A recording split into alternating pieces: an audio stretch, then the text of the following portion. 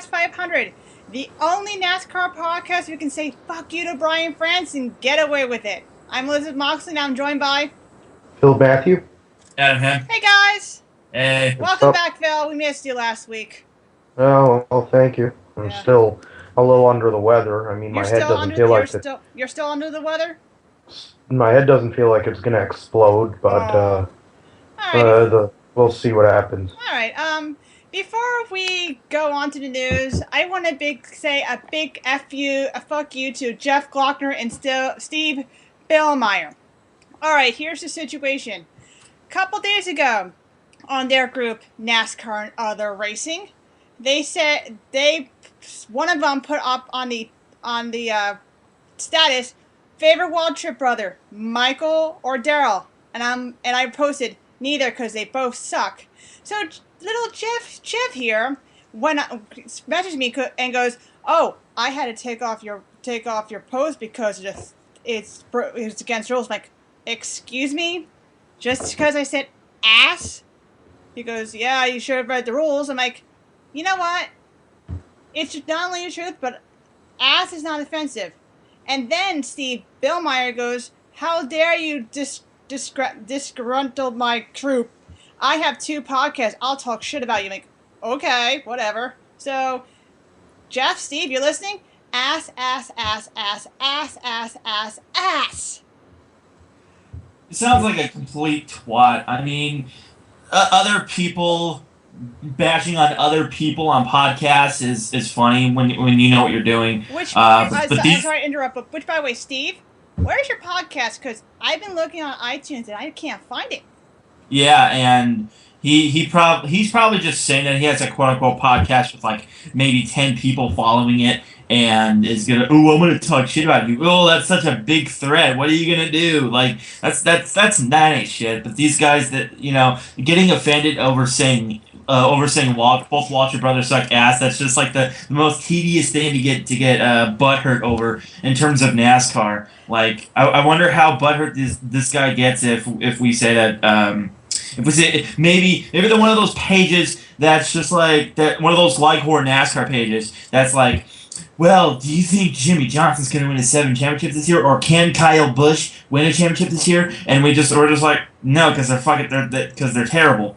And then they're going to be like, "Well, why are they terrible? This guy's won 6 championships." It's like one of those guys that just like to complain about stupid shit and then blow it way out of proportion. So yeah, these guys are fucking stupid. I mean, they're the ones that go and drink the Kool-Aid. They're fucking morons. I mean, I'm trying to save my voice, so the fact of the matter is they can go suck a dick. I really don't. Anybody who defends the Waltrip brothers under any circumstances can go suck a dick, or a cow's cock, or any cock for that matter, whether they're fond of it or not. They just can't, because they're 2 of the worst people in motorsports. Let alone maybe alive. Fuck them. Alright, speaking of assholes, Adolf France, and I'm not going to apologize for using that word, is in the news. He says that we draw the line on criticism of the racing product. Ooh. It has been almost 2 years since a NASCAR Sprint Cup Series driver publicly and directly criticized the quality of the racing on the track. The last time it happened, or at least the last time involved a driver of prominence, was in early 2013 when Joe Gibbs Racing Danny Hamlin threw NASCAR then new Generation 6 sprint car under the bus during the post-race interview. Hamlin, frustrated with the number 11 Toyota, struggled to pass others during the event. Didn't mince words on how he felt about the car, which has been widely trumpeted as the model much more forgiving and easier to drive than its predecessor, the much maligned Car of Tomorrow, or Generation 5. Thank you. I suck at pronouncing words, as usual. That debuted at Bristol in March 2007. Nearly 2 years later, NASCAR stands comments, "It may deem critical the racing product hasn't changed." NASCAR Chairman CEO Adolf France made the viewpoint vividly clearly during his annual preseason appearance Tuesday night on the Motor Racing Network, or as I like to call it, something for me to fall asleep to. We try to give the most latitude of any sports in terms on what our drivers or other participants say. We take objection is where there is, even is, and most of the time this is inverted. But every once in a while there are comments they're derogatory towards the racing product. When that happens, we have to draw a line. Okay, alright guys, I'm going to do something I've never done before. I'm going to say something derogative. Give me a fine. Hey, Brian France, you can't run a sport. Yeah, well, yeah, it's not surprising that Brian France is going to get critical of people saying that their racing sucks, which it has since the late 2000s, early 2010s. I mean, there hasn't been like one single good year of racing where everything was great since like 2011, and we haven't seen a great NASCAR season since then. The racing sucks. The Generation 6 car is falling into terms of car tomorrow, where everyone's sick of it, and they're just like bringing back regular what was then known as Nextel Cup, Winston Cup cars, where they had the Monte Carlo and the Ford Fusions, the old Ford Fusions, and then the Dodge Charger / Avengers, and then all this other shit. It's just getting worse and worse, regardless of what Brian France and everyone else does for the sport. It's just gonna suck. Thanks to Jimmy Johnson getting 6 championships, all courtesy of Mr. Hendrick and Brian France, allowing that to happen. Then you have all this other shit happening where it's just boring racing, going to crappy racetracks like Kansas and Kentucky, and we can't say it sucks. Like, ooh, what do you fucking do? It fucking sucks. Why don't you just admit it? Brian France knows it sucks. He just doesn't want other people to know it sucks because he wants them to believe, oh, well, we're doing these good things for NASCAR. It'll be better in 2015, which is a little horseshit. I've read all the rule changes. Horseshit. That's just another excuse for Brian France to give a big fuck you to the fans and to the drivers and everyone else involved. And Brian's just sitting back in his chair smoking a cigar saying, I love it when a plan comes together. Like what the fuck, man? He's probably one of the worst people in all of motorsports, not just in NASCAR. Him and Mike Helton and Robin Pemberton, regardless of who says what? Whether if Danny Hamlin says this car sucks, whether if Brad says, oh yeah, this new rule change can go suck a dick, whatever. NASCAR is going to find some way to get butthurt and then fine them. And it's not going to be long before not only are they just fined for the words they say in the post-race and pre-race media, they can lose points for that shit because that's just where it's going. Brian can't accept constructive criticism of the sport that he's ruined, and that if his father or grandfather were able to see what he was doing, they'd be rolling over in their fucking graves right now, because I guarantee that that's not what they had in mind. So, Brian France, if you're listening, you can go suck a fucking dick. You're terrible. Just leave NASCAR. Go somewhere else. Go ruin F1. Go ruin some other motorsport that ruin the NFL. I mean, seriously, like, in all seriousness, though, fuck Brian France, fuck I almost said Mike Pemberton, fuck Mike Helton, fuck all these other people. Which I encourage all the fans that are listening. This year, if you're going to any races, go to a local craft store, get yourself a white T-shirt and a marker, and write Brian France's douchebag on it or any other saying. We'll show him. I mean, at the end of the day, he's completely unaware of reality. He's the typical kid who got the fast car and basically was trying not to crash it, but he wrapped it around the pole like 10 seconds after he got it. And now it's just a case of how can I go and take all the debris and hide it from everybody so that it doesn't look like I completely shit the bed.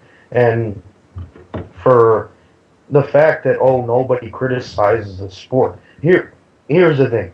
Danny Hamlin is a pussy. All right? He's not a good driver. I don't care. All these drivers that have won 20 plus races, like him and Royd Rage and the Bug-Eyed Dummy and Mosquito Head and freaking Candy Cane. They're not people who are going to do anything for the sport. They're not moving the sport forward. Them talking doesn't make a damn difference. Tony Stewart was one of the only people that talked, but now he's an owner, and he's in bed with Hendrick, and he's got other issues, pressing issues that are just a little more important than the fact that the on-track product is garbage. He's always said the on-track product was garbage. He said it when when Bill Jr. was around, and they're like, "Oh, you're just an asshole." Look, at the end of the day, the only person who really has an opinion is Tony. Brad has an opinion, but at the end of the day, he's got the governor of his own, Roger Penske, and he's also knows that he doesn't want to screw this up. He's got a nice chick. He wants to get married. He wants to win another championship. He wants to win a bunch of races. He ain't trying to bag it. This is his career. This is his life. He's not going to say anything out of, or out of song. And outside of those two, what is it, Harvick? Harvick's so busy, him and Delana whoring their kid, they don't even care about the fact that the product sucks. And the fact is, he had the best car every single week, so he has no reason to complain about the product. At the end of the day, the product can the product can be fixed by making them like actual cars. If you're lift the front noses off the freaking ground, cut the front valence off of it, and make it look like an actual Chevy SS or a Chevy whatever piece of shit they'll put out there, or a Ford Fusion. I've never seen a Ford Fusion slam to the ground, and I don't think anybody is really trying to slam a Ford Fusion to the ground since that's such a hip car. And I've never seen a Dodge Charger slam to the ground. If you lift the thing off the ground about a foot and a half, then all the air goes under it, making the car harder to drive. You put a small little blade on the back of the car, just like they had for 15, 20 years, and then you put tires that Badger obviously can't make because they fucking suck. Put tires that are actually soft and will wear out on a fuel run. Wow, all of a sudden, oh crap, they can race? The fact is, there's a segment of that group that could actually race cars. There's a segment of that group that are just puppets, and they're just out there for money and for sponsorship. And then there's Pukemania and anybody that's at that level that should be, like, pumping off guys out over at the local truck stop. All right? At the end of the day, you need to go and bring it back to what it was back 30 years ago when I first started watching this sport, where the cars got sideways. You actually had to drive them. You had to worry about saving your tires because they were soft. You had to worry about working with the gas miles and all in terms of getting that combination right. And you actually had to make the car handle. And the cars had travel. There's no travel in these cars. There's no front travel in these cars. So the fact is they're running on bump stops or whatever. They have no suspension on the front end. These new rule changes aren't going to get rid of that. They're still riding on bump stops. They're not going to have any front travel. They're basically slammed to the ground. They got a blade. They cut a couple inches off. The blade doesn't matter. The fact is, the way they were talking about it in testing, Royd Rage said it, a couple other people said it, it's basically driving a nationwide car, which at the end of the day, nationwide races at a 1.5 mile tracks are horrible. The best races they have are road courses and short tracks. Ironically enough, the only tracks for cup races are good are road courses and short tracks because they actually have to get on and off the brake. Of course, they figured out a way to neuter Richmond, which is a whole other problem, but that's mainly a tire thing. You have no suspension travel, aerodynamically sensitive. These drivers are easy. They know that they can drive it a certain way. You have to be able to adapt. The greatest drivers adapted to adverse conditions. You had to save your car. These cars are bulletproof. Engines never blow. Tires are the only thing that blows, really, and some of the drivers. But the whole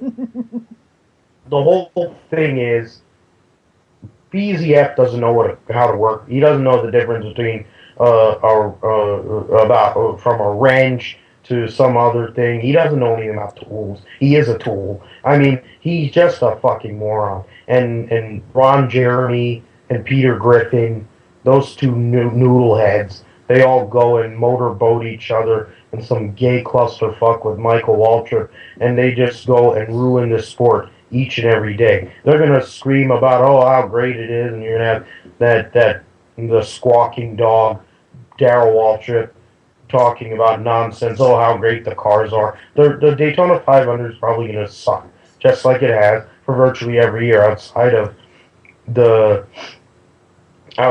tandems. But the tandems were bad. Fans didn't like it. No, the only fans that didn't like it are morons, a.k.a. Junior fans. So they're the ones who didn't like it because Junior couldn't drive, because he's an idiot. That's why he can't drive. The ones that got to the front earned it. You know, you had to earn it. Oh, it's too gimmicky. Since drafting, we're putting restrictor plates on engines and having everyone sit in one pack waiting for one asshole to go and wreck half the field isn't a gimmick. I mean, seriously, at the end of the day, nothing's going to change as long as he's there. I wish that wherever, if LA is getting a team, please, Brian France, go and do that. And let somebody who has a clue run this sport, because he definitely doesn't. And all his cronies that just kiss his ass, and all the media like Dave Moody, that fuckstick, who goes and says everything that they're doing is great. They can all go and eat it. All right. NASCAR. I can't believe they're doing this, but apparently they're having a reality show, and they're teaming up with William Levy, and two will produce a reality TV show that is based on Hispanic race car drivers. Levy, who was known for his work on telenovelas, shared his thoughts on the partnership. I'm truly thrilled about partnering with NASCAR, and I can't wait to show my fans worldwide this creative endeavor. The show will follow the lives of aspiring NASCAR drivers who are of Hispanic heritage. The show will provide viewers with an inside look as they attempt to make it in the world of NASCAR while transitioning and living in America. The current plan is for the TV show to be pitched to networks in February.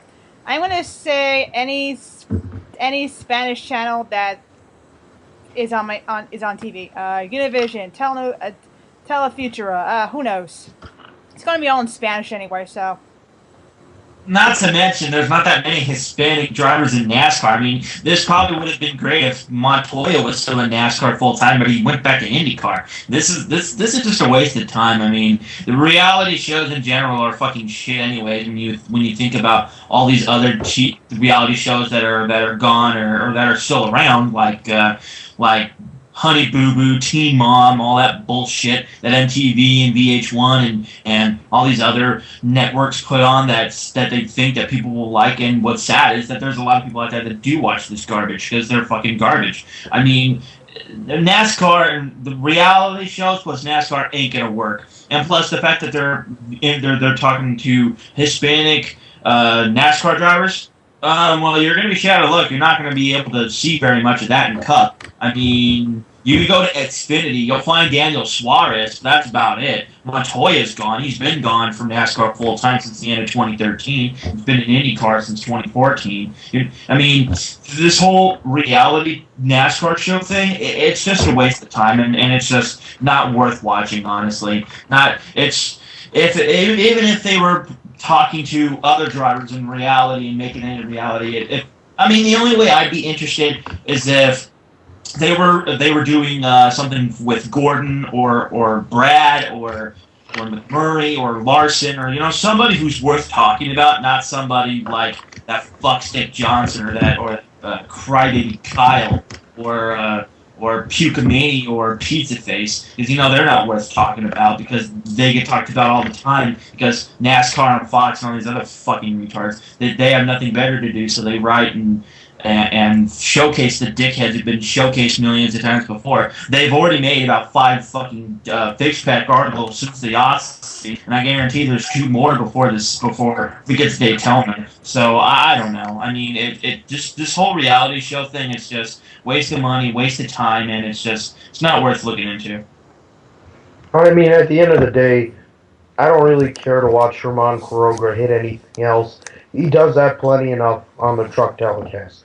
I don't need to go and see Daniel Suarez hit anything because most of this year is going to be spent hitting a lot of stuff, no matter how talented he may be. The fact is they had reality TV. They had NASCAR Drivers 360 back in the early 2000s when Fix Sports started showing when they started showing it. At the end of the day, they're not doing a Mexican doing a Hispanic-based reality show on NASCAR doesn't really have any, there's no market. I don't know who decided that there is a market, because there isn't. If they're not going to market the guys who really are worth marketing, like Young Money, he's not a favorite of this group, obviously, but the Dylans, some of the point is, you should be doing a reality show on Ryan Blaney, Darrell Wallace, the Young Guns. That's what the reality show should be on. Chris Buescher, because Chris Buescher, after this year, is going to be in a cup car. Chase Elliott, because he's going to be in a cup car. They're the future of the sport. That's what the reality show has to be. It shouldn't be. It shouldn't be some BS with like one or two drivers that nobody really knows about or really cares about. Nobody gives a crap about Carlos Contreras. Carlos Contreras has sucked for years. It's not going to change now, right? The long story short, it's a waste of time. It defeats the purpose. I don't know what they're trying to do or get out of it, but whatever. We'll see. Okay, Adam, are you ready for your rant? Oh God! All right, let me read this first. A musician, Kurt Busch's ex-girlfriend, says she wanted to destroy him. Busch testified Monday that he decided to end his relationship last fall because she was monopolizing his schedule and he'd focus on racing. Also called to the stand was Richard Andrew Sniffen, a Christian musician and self-described music minister who performs NASCAR outreach events. He says Driscoll contacted him the night of the alleged assault and telling him Busch had pushed her and she hit her head, but not that he slammed her head to the wall. Sniffen says Driscoll was upset, angry, and brokenhearted, but she never says she was afraid of Busch's sought reconciliation. That shifted into the weeks that followed, Sniffen said, and Driscoll went from a broken heart looking for love and reconciliation to anger and a little bit of revenge. She eventually almost embraced the end of the relationship, Sniffen said. "I will destroy him," Sniffen said, Driscoll told him, adding that she repeatedly said she would take Busch down. Ooh, you dumb cunt.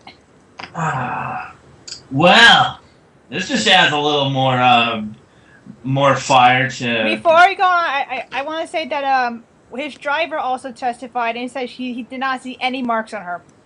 But go ahead. Go ahead.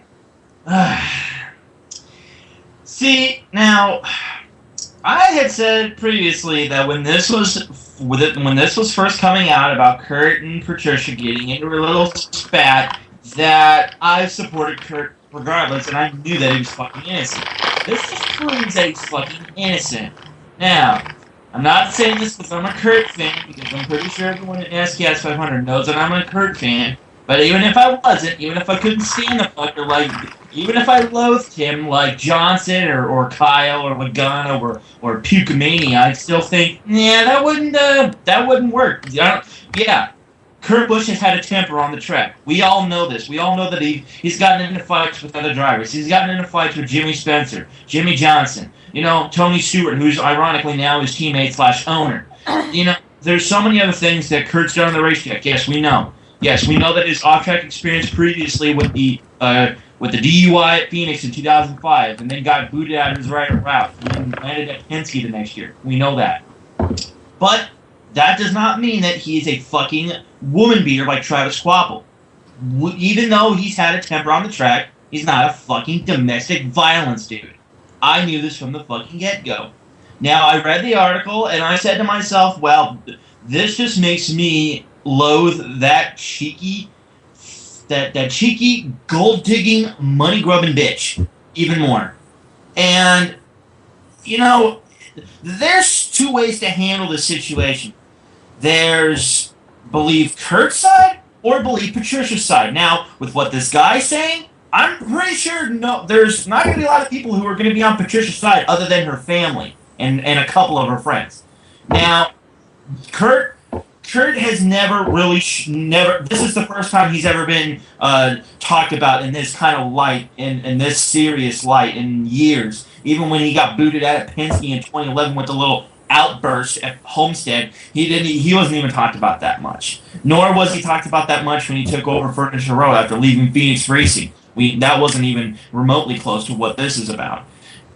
Patricia, for some reason, since they dated, since 2011, that's going back 4 years, I never really trusted the bitch. She kind of just had that, okay, we can be cool for right now, but if you fuck me over, I'm fucking you over, basically. That's the look that I got from her. And I thought, okay, well, that they seem okay together, but they weren't exactly the ideal NASCAR couple. I mean, the only good thing about their relationship was the relationship between Kurt and Houston. I was about to call him Hunter. Kurt and Houston Kurt basically treated Houston like his kid, and that's good because Kurt needs some more positive outlooks on his life because he's had a lot of negative responses to his Cup career with the fights with Spencer and Fitzpatrick, and then getting booted out of 3 different race teams within a matter of a couple years from Penske to Phoenix to Furniture Row, and then now to Stewart Haas. He's been with 4 different teams in 4 years. It's kind of sad if you think about it, but like I said, he needed a positive outlook on his life, and that kid was the counteraction to that.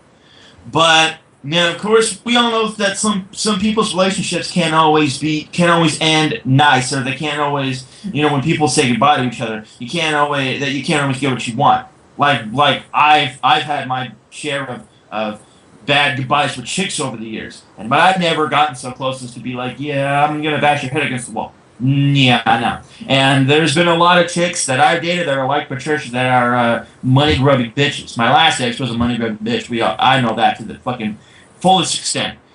Patricia, she needs to stop acting like nobody's going to catch on, like nobody's going to realize that she's full of shit. And there's so many other people that know that Kurt Busch isn't a fucking domestic violence dude. His teammates, Tony Stewart supports him. Stewart Haas supports him. His sponsor, Haas Automation, supports him. Kurt Busch fans supports him. Even the people who aren't really that big Kurt Busch fans support him because they all know Patricia's story's bullshit.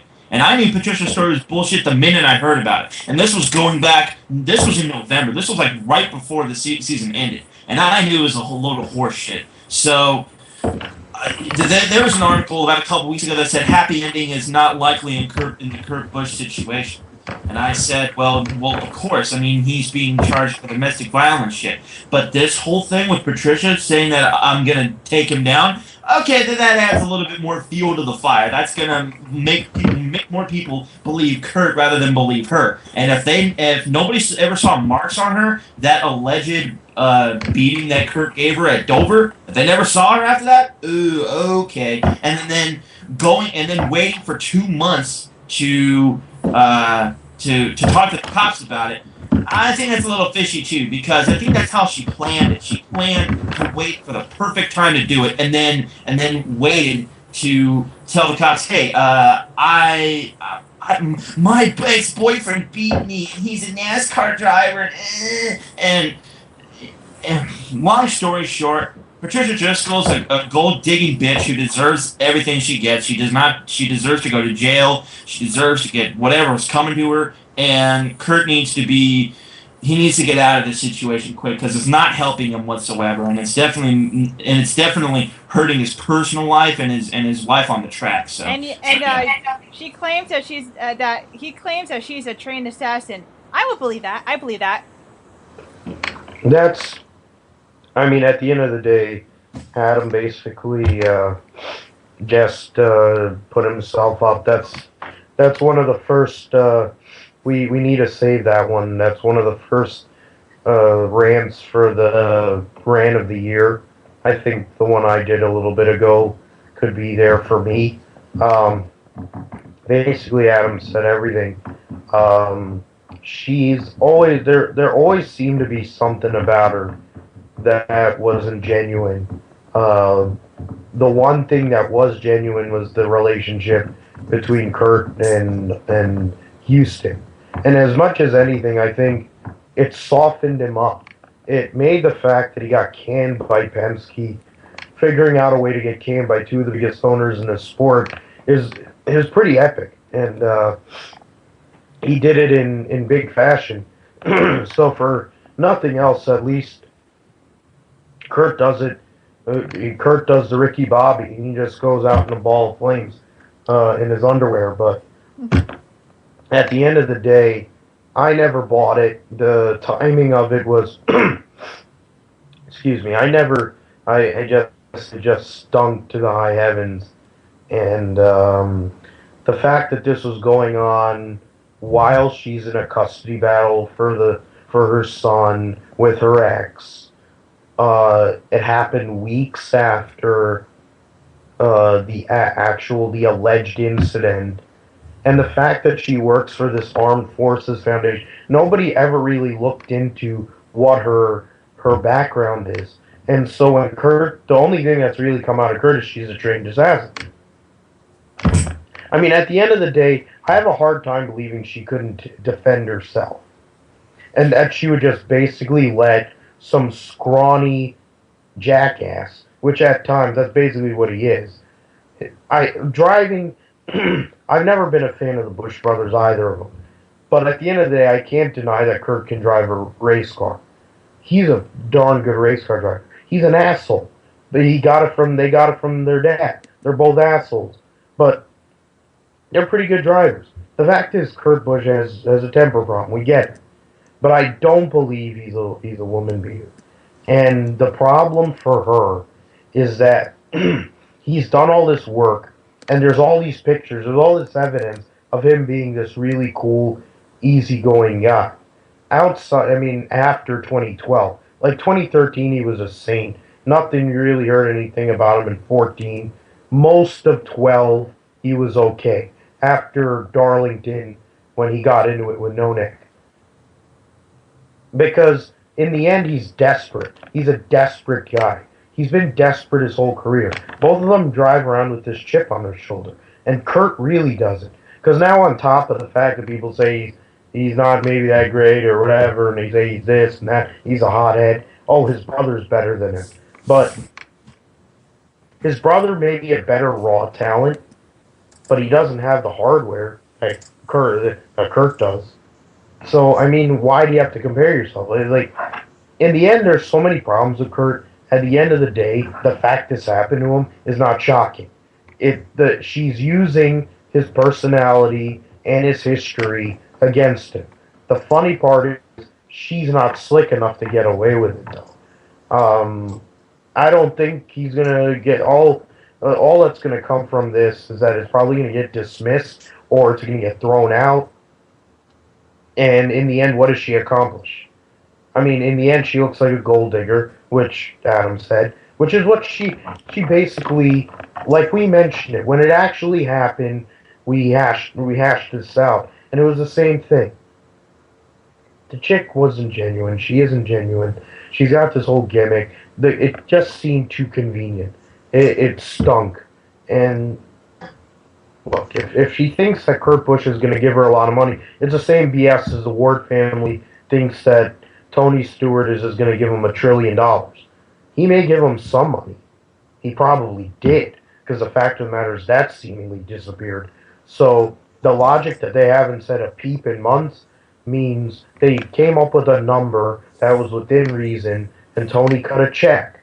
And all of a sudden, we're not going to hear about Kevin Ward Jr. outside of, when they do tributes to the kid and this, that, and the other thing. Because enough came out against him to where they didn't have a leg to stand on. It's the same thing with Patricia. Enough's going to come out from her to where she won't have a leg to stand on. And that's really what's working against her. And really, whatever. I don't think by Daytona this is going to be gone more than likely, and the hell with it. In the end, it's bad for Kurt because it's taking the focus off of what he needs to do, which is win a championship or try to win a championship for Gene Haas and Tony Stewart, so he can follow up what Kevin Harvick did last year. He has the right crew chief. He has a team together to actually make it happen. This just takes off from that and probably is going to distract him early in the season. All right. Junebug and Felon are going to be to run selected races in the Camping World Series with Cole Custer. They announced Monday that they will make the transition into NASCAR Camping World Truck Series during the 2015 season with Cole Custer behind the wheel. The organization, co-owned by Dale Earnhardt Jr. and his sister, has competed in the NASCAR Infinity seasons in some capacity for past 10 years, winning 2004 championship with driver Chase Elliott, yada, yada, yada. Custer became the youngest driver to win and won the NASCAR's top three divisions when he went to Victory Lane during September 20th Camping World Truck Series race in New Hampshire Motor Speedway. The team plans on running 10 races during the 2015 season, with Custer playing the number 00 Chevrolet Silverado with sponsorship from Haas Automation Inc. because his dad works for it. Joe Shear who served as his crew chief last year, will call the shots for the new team. Okay, now get Accutane to sponsor him. I'd say get Proactive to sponsor him or Pizza Hut because he's definitely got the pizza face. Oh God, I hate Pizza Hut. It's just so greasy and ugh. It's funny because Pizza Hut's my favorite pizza place. But on the subject at hand, it's kind of surprising that Junior's now starting to go into trucks. I figured he'd be in trucks by like 2008 or whatever. The fact that Junior Motorsports is now starting to become now a NASCAR phenomenon with other series because Chase won the championship in Junior's car. So now he's going to try to run other series like trucks. Figure he'll be running a Cup team in a year or two or whatever. As it's coming, there's no denying that. I guarantee that by 2018, 2019, Junior Motorsports will be in Cup. But Cole Custer, yeah, he had a great race at New Hampshire last year. Surprisingly, it was one of the few truck races last year where Kyle wasn't in it, and I guarantee that if Kyle was in that race, he'd dominate and win like he always does. Thinking back on it, it was a great performance, but it was also kind of one of those wins where, yeah, you win once, and then that'll be it.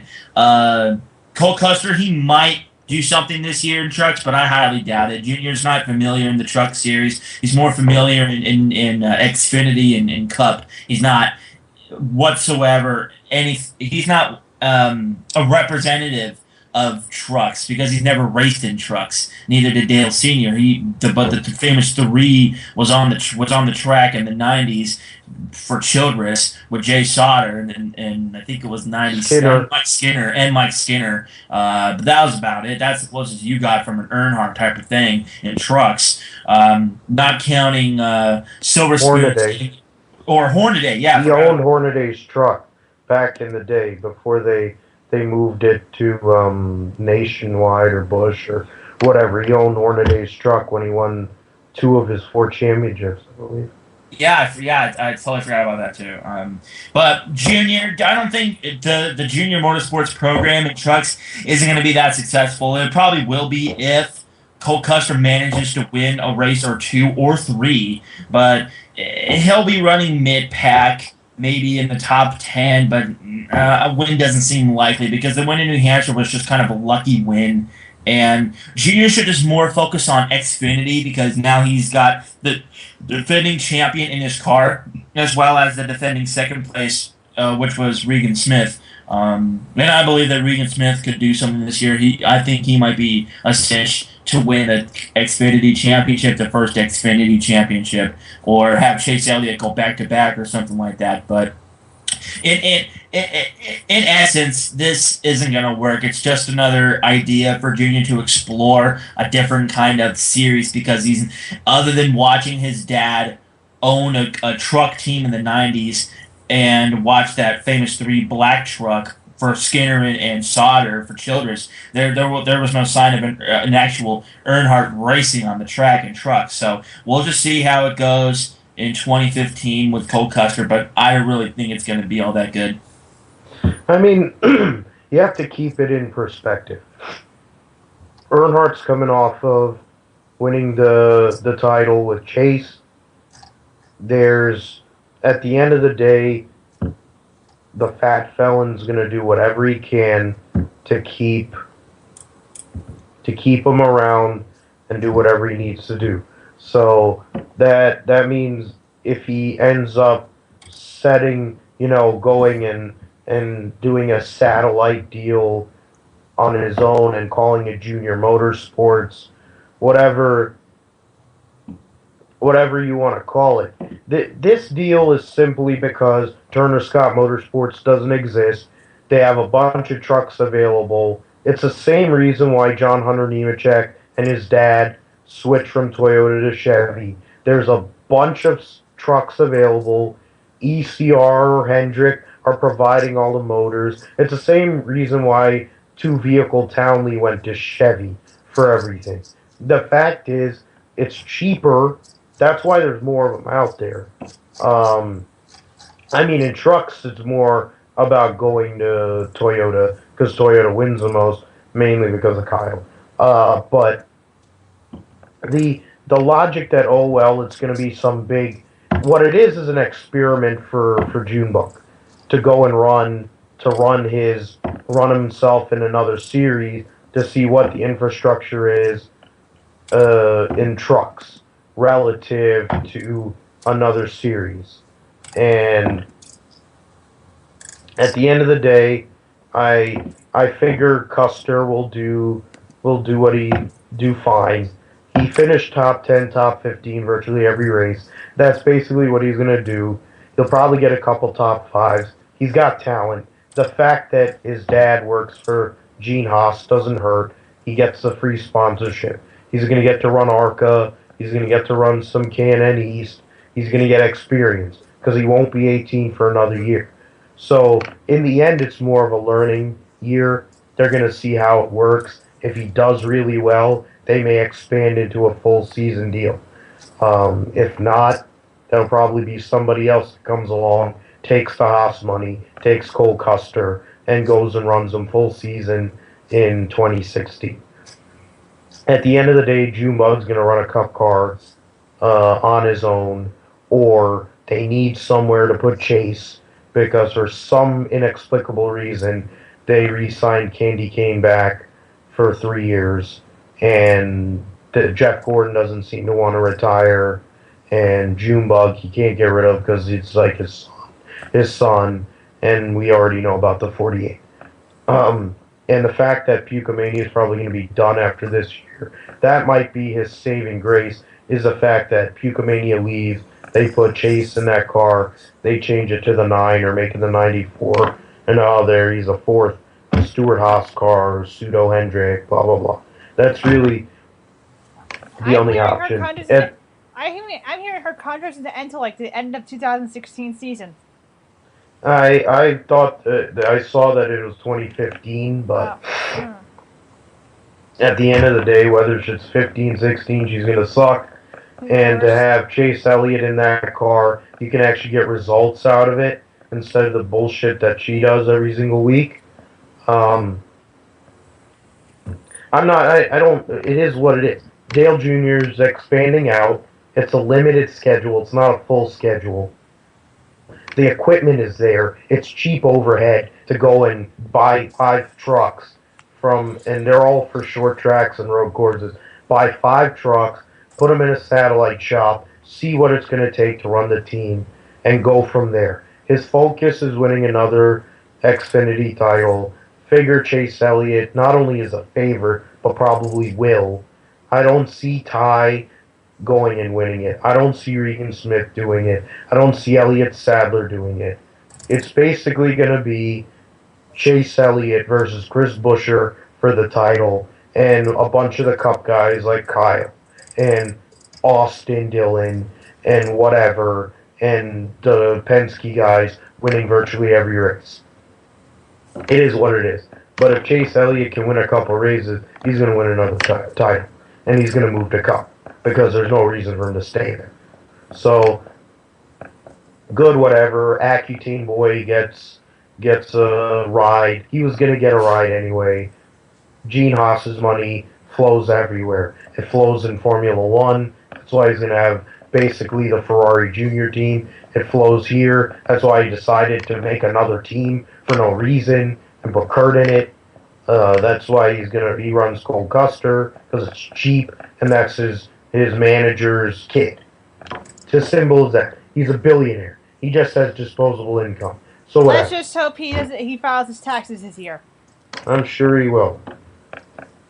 For those, there's a group page that me and Phil and I just add him to. It's called Keeping Eye on the NASCAR Media. And what it's a great page. Yeah, and what the owner Michael Sanders is doing it's actually what he's doing is actually pretty cool. Every day he's posting statuses saying like having a pretend interview, and he's posting like certain names every day. Like today it's Dave Moody. Yesterday I think was DW. So if you guys go just search in the Facebook search button, Keeping an Eye on the NASCAR Media, add yourself. He'll add you and just join the fun. So, and a lot of the questions I hear are pretty funny.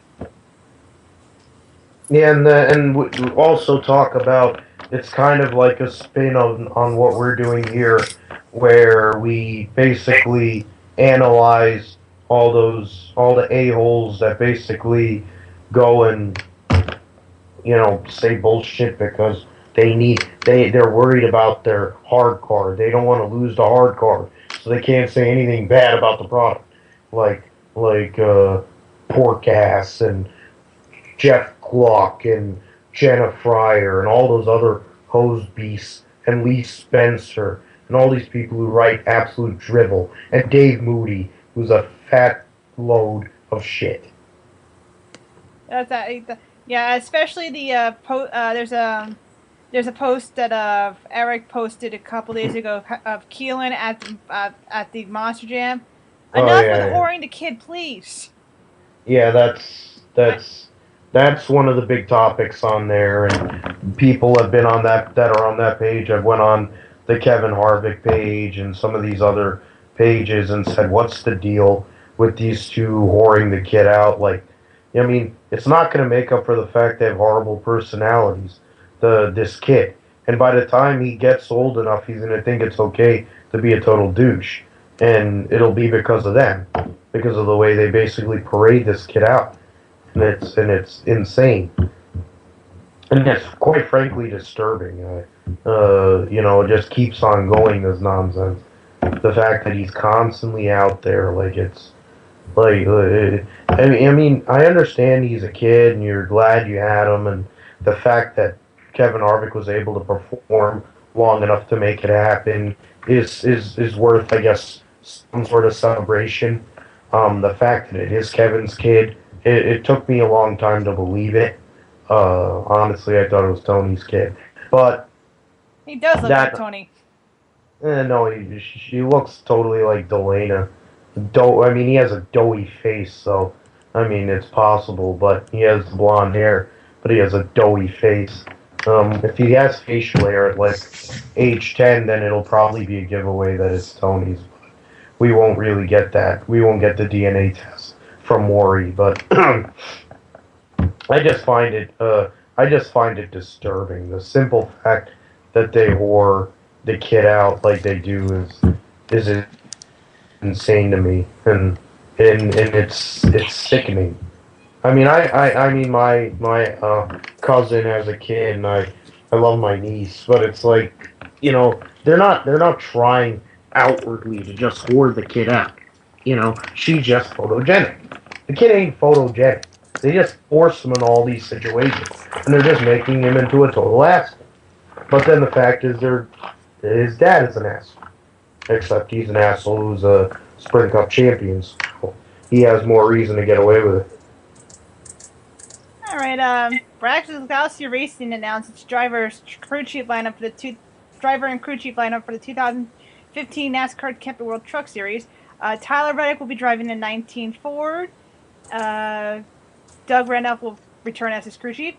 The 29 will have 4 rotation drivers: Brad, Blaney, Joey, and this newcomer Austin Theriault, and Chad Kendrick will return as the crew chief on the truck.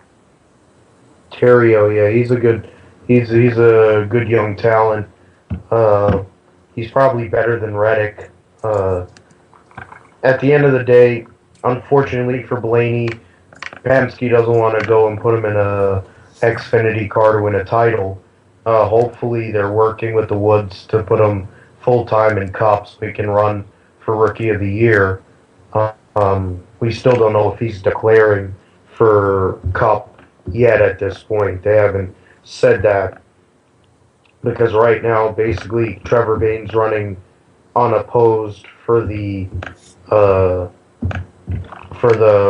Cup Rookie of the Year, so to at least give somebody to go against, and if he's able to run more than a few races, like 12 races like they usually run, it would be even better. Pizza Face and Brad running whatever. It's Terrio. That's the one that'll be interesting to see. We already know what Ryan can do in a truck. Tyler Reddick running for the title this year. I mean, I'd like to see what he can do. I don't really have high hopes for what he's going to do, but we'll see what happens. They didn't really change anything. I'm surprised that Brad hasn't went and started looking at doing a nationwide, Xfinity program to be good for Ryan's sake and some of these other people's sakes, because running that car is part of the reason why he doesn't even have a ride. Adam, you still there? Yep. Well, about the whole Brad thing with his truck lineup, I figured Reddick would get the 19 full time, because between him and Ross Chastain, you never really figured which one was better than which. Ross Chastain almost nearly won his first truck race at Phoenix in 2013, but lost to Eric Jones. Reddick deserves 19 full time. He's shown a lot of improvement since he got into 19 last year, and I think he might have a shot at getting a win this year, but it's not likely considering KBM's going to be back in the saddle again with Kyle running races, so he'll probably win. And then you've got Matt Crafton trying to go for his 3rd straight championship, which more than likely he probably will. Then you have ThorSport with Johnny Sauter still being there, and then you got all these other teams that are going to make it hard for him to win. And add the fact that the 29, which is going to be with Blaney, which I'm sure Blaney will get a win maybe in the races he's in. Brad's probably going to get a win. If not, then it'll be a miracle. Lagana, not surprising. He's trying to venture out and ruin truck races like he's ruined Xfinity races. It's still hard to call it Xfinity and still that it's nationwide. But it's going to be an iffy season for BKR next year, considering Brad's going to focus more on Cup and Xfinity and still run the 22 part-time. And by part-time in Xfinity stands for Brad, half the season. So it won't do much. BKR will be there in terms of top 5, maybe second place, but they won't be there for at least half of the checkered flags when it comes to winning this year. I mean, and to add on what Adam said, if BKR is trying to mirror what they did in 2014 and 2013, the answer to that is no, it's not going to happen. Because Tyler Reddick, God love him, he's not as good as Ryan Blaney. And it doesn't really matter. He didn't really do anything that would make you think he's going to go and take that next step. Add the fact that Eric Jones is going to be full-time in 2015. He's basically Crafton's a favorite, obviously, with Thor Sport. And then you have Johnny Sauter, who's never won the title. He's trying to win that first title and keep it indoors. But in the end, Kyle bagged the opportunity with Bubba Wallace last year. He's not going to let it happen this year. And the fact is Eric Jones is so good, I'm pretty sure he's going to earn it anyway. It's going to be hard for BKR or anybody to really perform out there against Kyle Busch, that whole team. I mean, Justin Boston will make waves occasionally as a second full-time truck. You have Kyle with whoever the hell else he has driving. I think Suarez and one other guy. Matt Tiff, who's the Ken Schrader protege. He's going to be driving. He's going to be that next one on deck to get an opportunity. But it's basically, if it's going to be about trying to win a championship with Reddick, if they couldn't do it with Blaney, it's not going to happen with Reddick. Can he win a race? Who knows? It's the trucks. The trucks are usually the most unpredictable outside of when Kyle drives. But we'll see what happens with that. All right. Jeff Gordon's in news. Jeff Gordon's new sponsor, 3M, they're scheduled to confirm March 1st, Atlanta, Vegas, Bristol, Kansas, Dover, Indianapolis, Darlington, Richmond, Charlotte, Kansas, and Talladega. And they didn't show off the paint scheme yet, so who knows? No, they have it out there. It's because they're already making the diecast for it. They have the 2015. You probably go on JSK. I think it's on there. It's not the same as Bug-Eye Dummy. Ugh. honestly, I think it probably looked better than Biffle's because I saw Gordon in the 3M suit and he looked a lot better than Biffle's did because Biffle's 3M look that he's had for years, it's kind of run its course. I mean, yeah, they've certainly changed up the car and the scheme and the driver suit a bit, but in retrospect, 3M needed to go away from Biffle. Biffle needs a new sponsor. He needs to have a new look to the 16. I'm actually looking at the picture of Gordon in the 3M fire suit. He looks 10 years older now. Ugh. Well, he's 40 years old, so he's gonna look old anyway. His back's probably 60. All right, Michael Waltrip. He's being sued. Wait a second. Hold on. Former employee sues Michael Waltrip Racing. Give me a second. Oh, yeah. Or no, isn't that...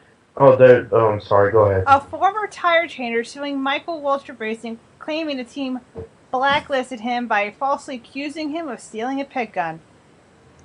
Hopkins contends that the MWR's action cost him an unpaid internship with a NASCAR Sprint Cup team and paid work with the Camping World Truck Series team. A spokesman for Michael Waltrip Racing told the Observer that the team doesn't comment on litigation matters. Hopkins was injured while changing tires for Clint Boyer's team in September 2013 at Chicagoland Speedway. Hopkins completed his work on the right side and was running in front of the car when Boyer exited, hitting Hopkins. He felt pain in his shoulder and went to rehab but failed to stop the pain. He was sent to a doctor in March 2004 for a cortisone shot, but that didn't alleviate the pain. He eventually had surgery August 7th. He was cleared to return to work in late October, but MWR officials told the teams that later retained Hopkins that he stolen a pick gun. Before the surgery, Hopkins mistakenly bought a pick gun home, thinking it was his personal pick gun, according to the lawsuit. Although this was a feasible and true explanation, MWR instead deducted that Brandon had suddenly become a thief. Oh my God. It's just another thing where it's like, okay, Michael Waltrip Racing's getting sued, and more than likely it's not going to work out because Waltrip's going to find some other way to win. But I think it's funny how Michael's always in the news now for all the wrong reasons. Like, of course, with the Dancing with the Dumbasses, he destroyed our eardrums for 2 months. Then now we have some guy claiming that he's being blacklisted because they thought he stole a pit gun, blah, blah, blah. I mean, the fact of the matter is, Michael Waltrip Racing is crumbling. It's not going to be around much longer. By 2017, it's going to be gone, or at least by 2018. Or Michael's going to sell the team to somebody else, or he's going to partner up with somebody, and then they'll just take over the team. But in retrospect, it's not surprising that they're getting sued because Michael Waltrip Racing has certainly done its part in screwing over other pit crew members and drivers and other people. So not really surprising hearing about this. So I don't know if Michael's gonna get sued and pay the dude, or if it's gonna be the other way around. Or in any event, it's not surprising them that MWR is in the race in this type of light. It's not surprising to me. Yeah, I mean. The fact is, all the issues with Michael Waltrip Racing staying above the law anyway, from the rocket fuel in the carburetor at the 2007 Daytona 500, to him hitting a tree and flipping his truck, to him banging goats in the backyard, to Dancing with the Stars. Unbelievable. I mean, he's not even a star. He's a horrible example for what a race car driver is supposed to be. Do I buy Michael Waltrip? I mean, what story is he saying that they stole a pit gun? At the end of the day, I don't buy it for a minute, and I never will, because the fact is he's a scumbag. I don't know what the guy's first name is, but whatever this guy's name is, I feel bad for him that he's not being allowed to work. Being somebody who's struggling to make ends meet, all of us are, to basically be unable to work because a big fruitcake like him they're slandering him. It's just like one of my old jobs. It's bullshit. And the fact of the matter is, I hope it goes against Michael Waltrip because he's a piece of shit and an asshole. And on Adam's comment that, they're going to have to sell the team. At the end of the day with Michael Waltrip Racing, it's only by name. Rob Kaufman owns a team. That's basically all that's going on with that team is Rob Kaufman. The money's Rob Kaufman. It's not Michael Waltrip. That's why he's out there parading around like a little fairy, talking about whatever the hell he talks about on those telecasts, making me want to shoot a TV, and other things, and making me angry, for no reason. I mean, he can go and do what he's really known for, just sucking dick, and just choke on it. That story with litigation brought up another one. I don't know if you're gonna go into it. I don't know if you saw the Rick Wren deal. Yes, he sued Kyle Busch for $390,000 in commission and bonuses that the team allegedly owes him. He worked as a competition director, but shut down. But he parted ways with him after 2013 season, where they shut down their Xfinity series. He's owed he claims he owes $350,000 in sales commission, 10% of two deals worth a combined $3.55 million, as well as $35,000 in bonus money. Yeah, that's a lot of money right there. And it's funny, Rick Wren used to be Ron Hornaday's crew chief with KHI, and he's won a lot of races. I think he's the winningest crew chief in the history of the Truck Series. And Kyle hired him to be the team manager, and now Kyle's getting sued. And the fact is, there's not a lot of money at KBM. As much as they post Toyota and all that stuff, it's basically a facade. They don't have sponsorship. Kyle Busch Motorsports barely has any sponsorship. So the logic that he's getting sued for a crap load of money, I find it hilarious, personally, because it's karma for Kyle. But more than that, it's like, way to not handle your business, buddy, to go and let it happen like that. I think it's pretty stupid. But Kyle Busch is stupid, so just par for the course. Alright, what else? Oh yeah, Pucamania has a new sponsor too. What? Pucamania has a new sponsor, it looks. Yeah, who cares? It's just... Well, if you want to do taxes, don't go to Tax Act. Go to They promote H&R Block. mediocrity. Go to H&R Block, it's better. Start times. You ready for the start times for the Budweiser Speed Weeks events? Yeah. Alright, the actual Daytona 500 will start around 1 o'clock. And it will be on Fox, MRN Radio, Sirius Satellite, blah, blah, blah. The 53rd anniversary of Rolex 24 at Daytona. January 24th and 25th. 24th, yeah, 24th and 25th. Okay. Why not? First 2 hours are on Fox. Then they'll have the next, I think, 3 or 4 on FS1. Most of the night action will be online, either through the radio or through their app. And then in the morning, they come back on FS1 to the finish with an extra half hour or so for posters. I want to meet the person who will actually listen to it the whole 24 hours straight.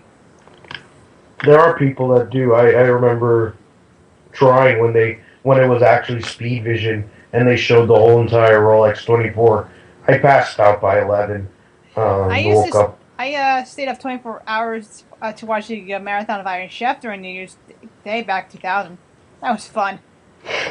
The Lucas Oil 200 presented by American Real Mav TV ARCA Racing Series, February 14th, 4:15, Fox Sports 1. The Sprint Unlimited, Saturday, February 14th, 8:15, Fox. Daytona 500 qualifying, the 15th of February, 1:30 on Fox.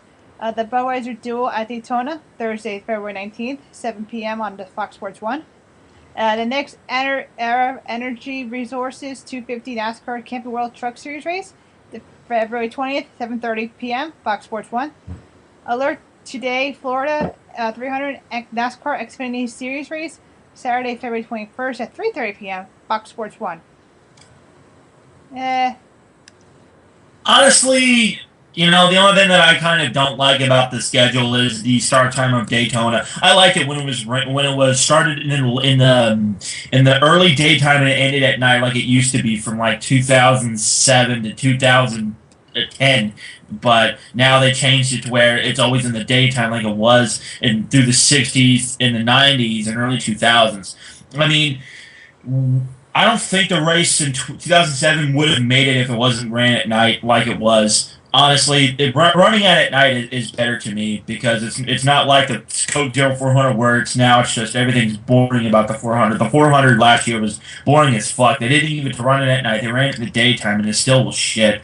But the start time of the shootout, I'm still calling it the shootout. The Sprint Unlimited is fucking lame, and it's the most dumbest name for a fucking race I've ever heard in my life, other than the wonderful Pistachios 400 at Richmond a few years back. That was insanely retarded.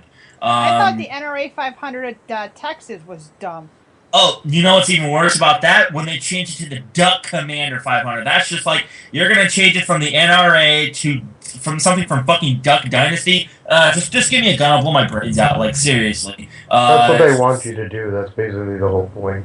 Yeah, honestly, I'm geared up for Speed Weeks. I always do. I'm now making it a tradition to watch the ARCA race, then the shootout, then the duels, then the truck race. I didn't even watch the truck race last year, and I came back and Kyle won. I'm like, I'm glad I didn't watch that.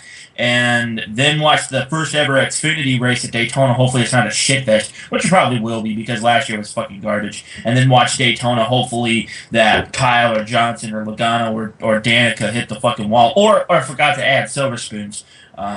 So I don't know. The start times, I don't really care about the Rolex 24 Daytona. It's never been my thing. I never really gave a shit, and I'm not really gonna stay up 24 hours to watch a sports car race. I'm not into sports cars. I'm more into NASCAR, ARCA, IndyCar, that type of shit. So we'll see how Speed Weeks rolls out. Hopefully it's not boring, but the start times, the only thing I change would be the start time of the 500. That's about it. Yeah, I mean, for me, I like it old school, so them going back to the 1 o'clock start is fine. They still spend way too much time on pre-race.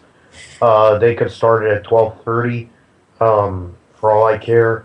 The point is, by moving it back earlier, if there's inclement weather, it makes it more likely for them to be able to get the race in than having to possibly move it to, say, the Monday night like they did a few years ago. Also, there's the pothole gate happened a few years ago. That's why they were able to move it, and having it in the evening, or having it then, or having the earlier start time actually worked out. They were able to go into the evening. The rest of the races, for me, I love sports car racing, even though this form of race, this series isn't really as sports car racing as really should be. I always love the Rolex that lands closer on the weekend of my birthday. Which, just by the way, guys, Phil's birthday is 2 days before mine, so. And we have the show in between that, I believe. So yes. It'll just be a whole big shindig on the 27th. Other than that, I mean, the unlimited, I mean, who cares? It always sucks. The Twin 150 races, they moved them to prime time, which I didn't care for. Obviously now, working, it actually is better for me. I'm a traditionalist. I loved it early in the afternoon. It was always cool to me. Now they have it in the evening, so the temperatures and everything's pretty even. I mean, whatever. It is what it is. Hopefully the 500's actually good this year, because it hasn't really been for a long time. And which I will be taking that day off of work for that. Yeah, I'll be I don't drinking like doing plenty. it, but I have to. Gotta take one for the team. I'm gonna have to drink plenty for that one. So we'll see what happens. All right. Top 10 questions heading to 2015. This is from BeyondTheFlag.com. Number 10. Will Kurt Busch legal distractions aside? Yes. Definitely Yeah. yes. Yeah. Will schedule changes add to or detract from the racing product? I say detract because we all know Brian France likes to fuck everything up. I'd say yeah, because the schedule's garbage. I mean, we all know the schedule's garbage. The half the tracks to go to are fucking stupid and boring. Hardly ever do we get to see a great race that we'll just say, holy fuck, that was a great race. I don't think I've ever said that in a long time. So yeah, the schedule's going to suck this year. Yeah, it's until they do a real overhaul of the schedule, it's not going to be any good. The main thing they're talking about, I believe, in that is Darlington, which the fact is people have been yelling for over a decade to put it back where it should have been. They're trying to kill Darlington. They're doing it underhandedly, and by changing the dates every single year, that's one way to do it. I'm just hoping that I wish I could go. I don't have the money. I would go. That and the fact that I value my life. Those two reasons are the reasons why, because that's one of my favorite racetracks. I love Darlington Raceway. It's one of the only tracks where they actually race. So, and it'll be in the day, and it'll actually be hard to drive, which is Darlington, which is racing. Other than that, they didn't really change anything of great value. How will the new television partners perform? They will suck as usual. They'll basically will talk about nonstop about Fucktard, Pee Wee Herman, Pizza Face, Pukemania. What else? They're gonna suck. I say that Fox will suck as usual. I mean, even though they're getting rid of Chris voted for Jamie Little, that's not really saying much. And Chris is a much better pit reporter than Jamie Little is. It'll suck. I mean, I like Mike Joy, but I really can't stand Daryl and Larry with his pinhead book in the ass, and then we still have to deal with Chris Myers, Hairpiece, and Jeff Hammond. And NBC, I think NBC will do good. I think NBC will do good because I've always liked Rick Allen. I mean, a lot of people are like, "Oh, well, dude, Rick Allen's kind of meh." I'm just like, dude, Rick Allen's so much better than Adam Alexander and all these other fucking retards. The pit reporters for NBC include Marty Snyder, Kelly Savast, Mike Massaro, and Dave Burns. I like Mike Massaro. He's cool. And Dave Burns, he was there when the original NBC lineup was there in 2001 and then went to ESPN. Kelly Stavish, she's on NASCAR America most of the time. And then, who's the other one you said? Marty Snyder. Marty Snyder, yeah, I've liked Marty Snyder. I've liked Marty Snyder ever since I got into NASCAR. He's one of the cooler persons. Well, which I'm kind of surprised they didn't recruit Ralph Shaheen because Ralph Shaheen deserves a big job like that because he's one of my favorite reporters. But and into the booth with Burton and Letarte. Not really sure how that's going to work out. Burton's a great driver. No, don't get me wrong, but doesn't really strike me as a person you put it on in the camera and having him announce it. Letarte doesn't have any experience in that department. He's been a crew chief for years, but he's never actually had any experience. So it'll just be a learning experience. We'll see how it goes in July, but I think they'll do better than Fox for sure. I mean, the only bad thing I won't like about NBC is the addition of these guys in the post race and pre race bullshit. That's the only thing I'm not gonna like. Yeah, I mean, I don't have any hopes for fixed sports. They're terrible. They've been terrible. I got into it with a guy on Twitter, and he's like, "Oh, I like Fox," and I'm like, "Oh, so you've been a fan? Have been a fan since 2001?" He's like, "Yeah, I was 6. I've watched them my whole life." I'm like, "Go and watch video from back in the day." He's like, "Oh, I've watched it, but Fox is still good." That's the point.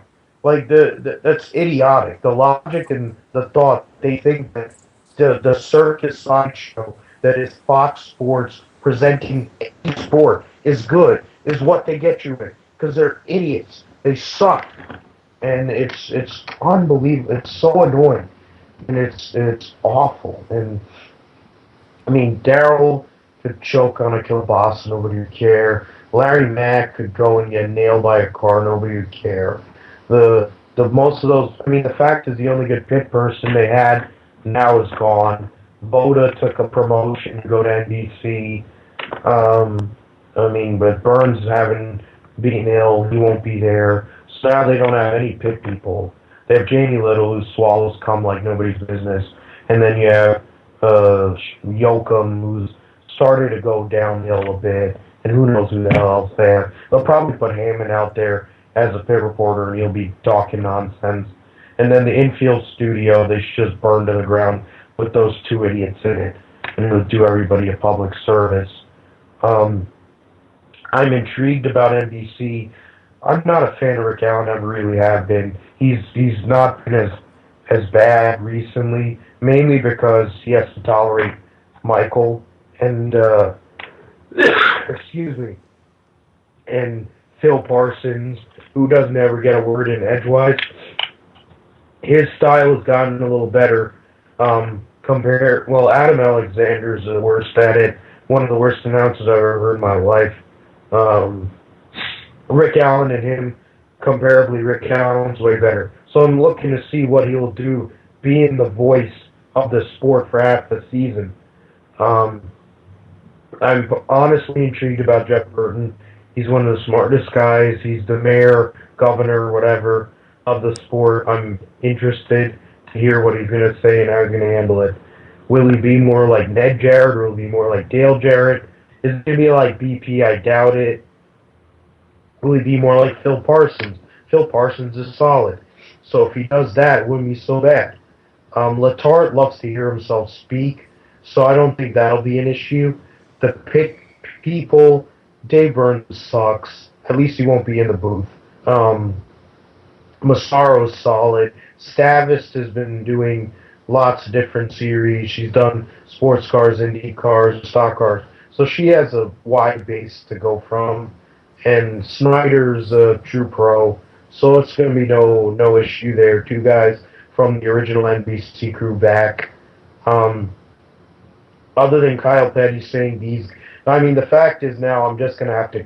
I want to watch NBC pre-race just so we can go and egg Adam on with all these guys and the other sayings. I'm just going to count that. Just so... And I'm going to post it on the page.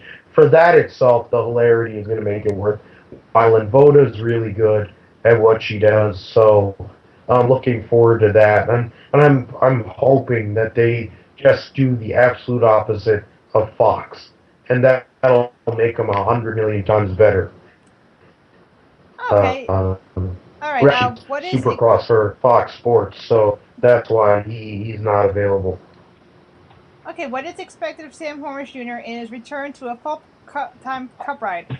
Let's see. I want to say a couple, like 3 top 5s, maybe 6 or 7 top 10s, a couple of DNFs. He won't make the chase.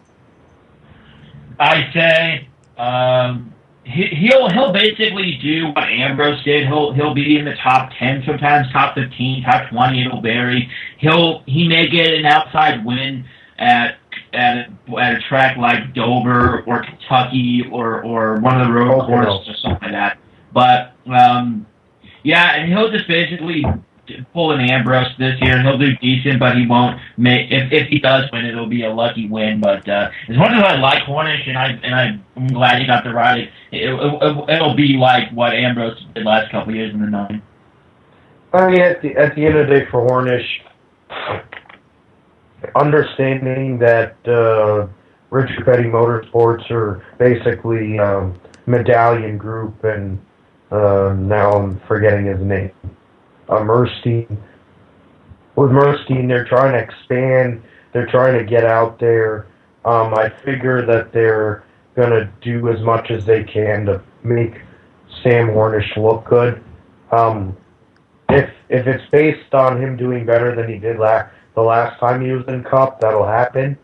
He has a lot more experience. He's a true pro, and he's a good guy. And both him and Almirola should work pretty well. It seems like they're working well together so far. Will the equipment be under them? They outperformed Roush last year with Roush's equipment. I figure top 20 in points isn't impossible. What Liz said about 3 top 5s, don't see that as out of the question. I think if he is going to win, it'll be Pocono, because that's his best track. And Cup, some of the Michigan, some of the bigger tracks will be to his liking. That's what he did in an IndyCar when he won all those championships. Do I think he'll win? No. But he'll give it a shot. Top 20 in points, not out of the question for him or Almirola, but probably somewhere in the 21 to 25 range, which getting back into a Cup car full-time, that'd be his best finish as a full-time Cup competitor. Okay, will Kyle Larson experience a sophomore jinx? I say no. No. No. He'll do better than his rookie season. He'll get a few wins. He'll make the chase. He'll do good, and the sophomore slump usually applies to people who have won a shit ton or the championship and then do shit the next year. I mean, that's what happened with Kenseth last year when he won 7 times, should have won the fucking championship in 2013. Same with Brad in 2012 to 2013, and so on and so forth. So, no, Larson will do good. He'll get 2 or 3 wins, make the chase, finish in the top 10 or top 5 or whatever. But yeah, it won't be a jinx. No. Not only is he gonna make the chase, he's the sleeper pick to win the 2015 Sprint Cup Championship. The fact is, I think outside of Harvick and maybe one other driver, the best performer in the last 10 races was Young Money. And fact is, now he's a dad. Baby needs new shoes. He's getting to race more often. At the end of the day, I don't see what's going to stop him. The only thing that can stop him is him. No, the fact is they built this cauldron up. He didn't get that win. I feel bad for the rest of the sport because once he wins once, he is a problem. He is just down and dirty, one of the best talents I've ever seen. And when he wins that first race, it's not going to be easy to stop him. Not only is he going to make the chase, he's going to be a contender in the chase. And he's going to win multiple races in 2015. Okay, can Kevin Harvick successfully defend his 2004 championship? No. I don't think he's gonna have a sophomore slump. Yeah. I mean, there's no denying that. He's going to be out there, but he's not really going to do much this year. I don't say I wouldn't put it past them. They were fastest car every week for a whole season, basically. That's insane. Haven't seen that in a very long time. Why not? There aren't very many changes that would make you think that it's going to change the way. And I think Roy Grade said it drives like a nationwide car. Kevin Harvick wins a shitload of nationwide races or Xfinity, whatever. At the end of the day, that just jumps right into his wheelhouse too. And Rodney Childers didn't lose anything. That team, the only problem that team really had last year was with reliability in their pit crew. If their pit crew is a semblance of what they were in those last 10 races, if they do anything like they did the last 2 races, why not? Who's gonna come out there without help? Meaning Hendrick, and really beat him. Brad's got so many targets on his back. As much as I like him, he's one of my favorite drivers. There's more people I want to wreck him than are going to try to keep him on the track.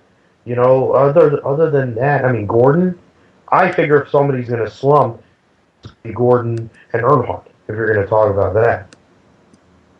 Okay, will Danica Patrick's performance improve enough to silence the critics? Oh, hell no. Hell no. Hell yeah, you got to be smoking a shit ton of crack like Rob Ford to think that Danica Patrick's going to do anything this year. She's going to do what she's been doing ever since she's gotten into Sprint Cup or NASCAR in general. She's going to hit the wall. She's going to continue to get talked about by the fucking media like she's fucking David Pearson, like she's some big racer that's won a lot of races and championships, but she hasn't. Her and Richard are going to get into a few accidents with each other, and then Richard. Richard. But no, Danica's gonna fucking suck ass. She's gonna hit the wall, and I wouldn't really be surprised if she's out of NASCAR by the end of the year.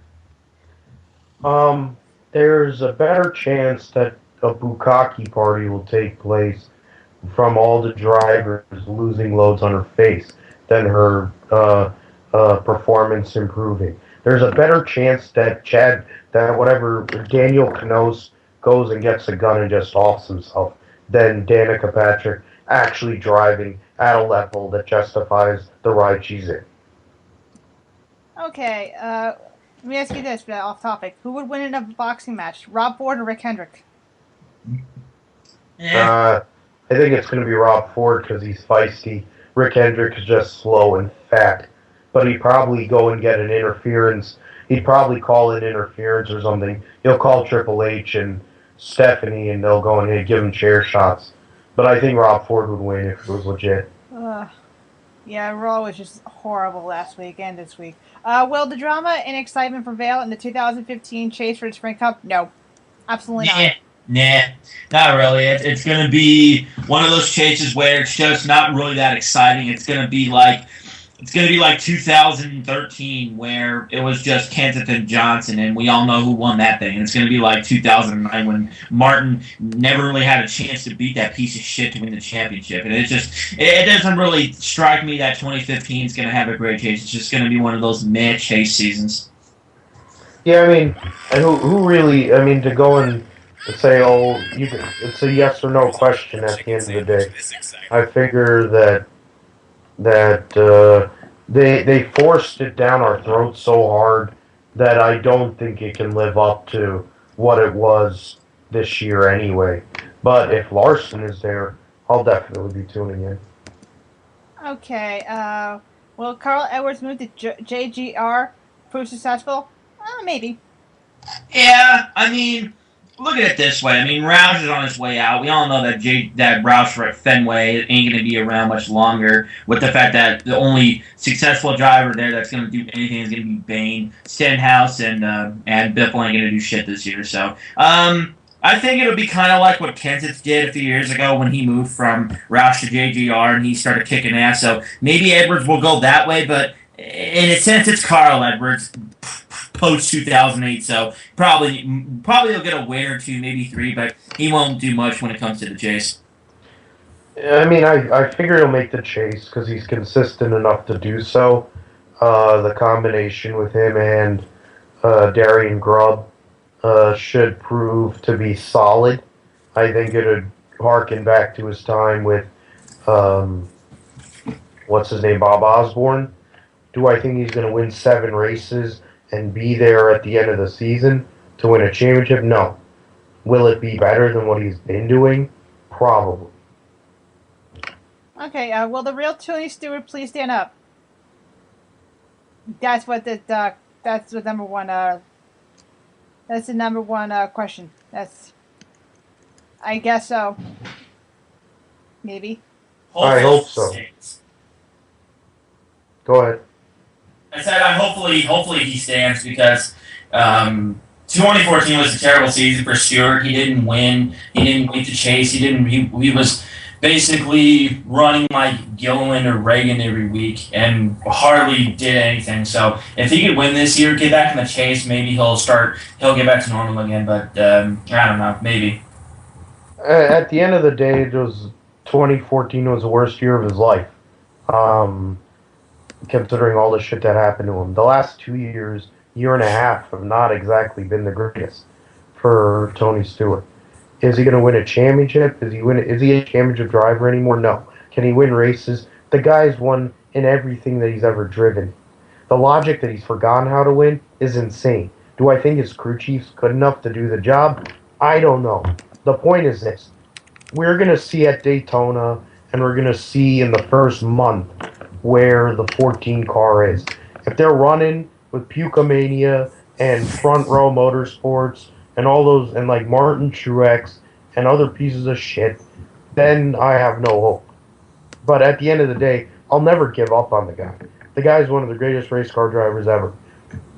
The logic that he's going to be able to step up after all the stuff that's went on, I assume an off season to be able to digest all of this, getting that family out of the way, being able to spend time at the Chili Bowl this weekend, last week at his sprint car event in Arizona, winter heat, being able to be with his friends and being able to relax will make him a better driver immediately.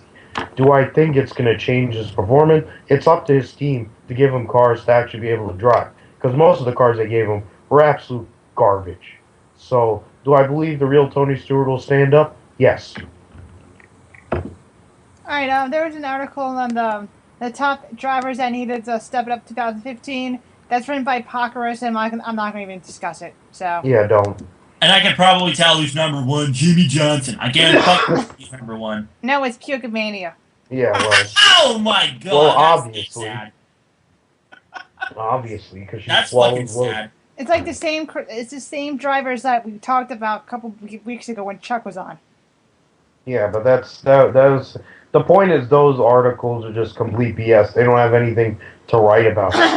End of the day, the same people who suck are gonna suck again unless miracles happen. It's just a part of life. There was an article that was on that page we mentioned earlier about who was the worst driver in the sport, and they said Dave Blaney. And it's like, Dave Blaney drove 4 times last year. How the hell are you saying he's the worst driver? At the end of the day, he's a full-time sprint car driver. The reason he's there is because he wants to race with his son. Dave Blaney is one of the best open-wheel drivers the past 30 years. the fact that he's not a good stock car driver doesn't really matter. He's a sprint car driver. Who the fuck cares? Just idiotic articles these people write that make no damn sense. And it's like Dave Blaney's a better driver than fucking Danica. Like, good Christ. Well, my shit is better than Danica. So at the end of the day, our shits are better than Danica batteries. So. And also, Fucktard got lost in the triathlon. Who cares? Oh yeah, I saw that. That was fucking hilarious. I mean, when anything that involves Jimmy Johnson that goes wrong, it's just great. Now, if he can just go get lost and fall down a quarry and break his back, that'd be funny. So he doesn't have to race the entire season. If he would get lost during every race during this season, that would be awesome. I wish the GPS would just like take him out of the racetrack. That'd be perfect. That would make my life so much better because that'd be one less piece of shit I have to deal with on the racetrack that I don't like. And if he could take Junebug, Candy Cane, and Pukemania with him, that'd make it even better. I mentioned this to Adam last week, but at my job we get like special needs students that go food shopping like Monday, Tuesday, and Wednesday for their class and teach them how to shop and save money and that good stuff. One of the students had a Jimmy Johnson shirt on. I kept my mouth shut. Well, okay, I'm leaving that alone because whatever I'm thinking or about to say, I mean, I'm not feeling great as it is, but it'll probably make it worse. Okay, do you have any more news, or that's about it? You guys want any news you guys have, or? Oh, other than Chili Bowl this weekend with Larson and Brian Clausen and. Is that going to be airing on TV or no? It'll be on Mav TV. Oh, I don't get that. I mean, it depends. You have to check your cable listings. Yeah, I don't get it. I have Comcast and they don't carry it. Yeah, well, I mean, I'll be able to watch it. Looking forward to it. Comcast. Yeah, fuck all these cable companies, all these stupid. I want to get Verizon Fios in my neighborhood, but Comcast paid those idiots off. Yeah, it's the same way as Verizon got paid off to not come in to our areas. Oh, God. All right. We're proud members of the Geeks of the Industry Network. There are 9 shows. Including ours, there's the flagship Geeks of the Industry. There's Geeks on Films if you like movies. If you're like into music, there's Sleeve Notes. There are 3 wrestling shows. Mega Powers Radio. They had their recent Power Awards. We were not invited to the award show. We were so sad, but whatever. Wrestling with Smut and Pro Wrestling Nation. If you like video games, there's Kirk Glitch International. And if you want to shoot the shit, it's Chatastrophe. Facebook.com/groups/NASCAST500. If you want to join the main group page, Facebook.com/group/GFDI. Coming soon, we're going to be affiliated with SaveStockCarRacing.com. Our good buddy Chuck's going to be running that site, and we like Chuck. Geeks of the Industry, Spreadshirt.com is our store. Please buy a shirt.